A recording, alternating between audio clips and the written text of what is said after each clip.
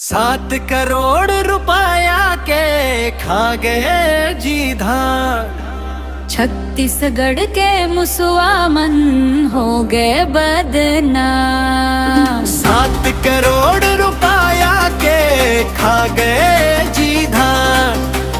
ना तो भूसा फोकला दिखत है, ना तो एको ठन लेडी दिला।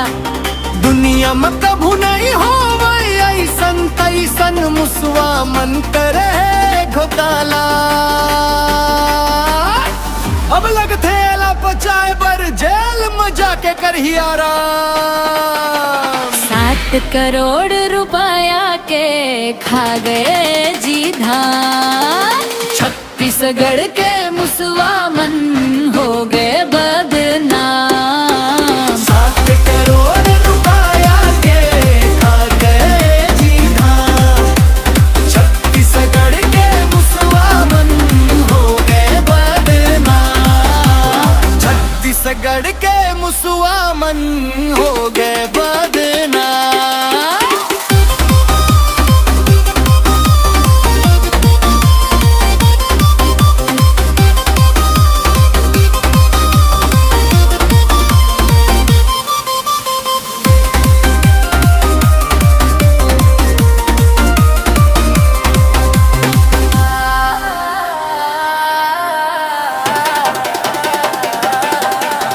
छत्तीसगढ़ के मुसवा मन हो गए बदनाम।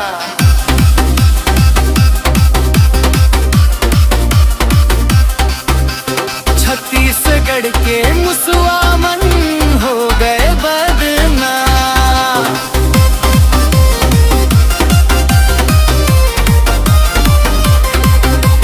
छत्तीसगढ़ के मुसवा मन हो गए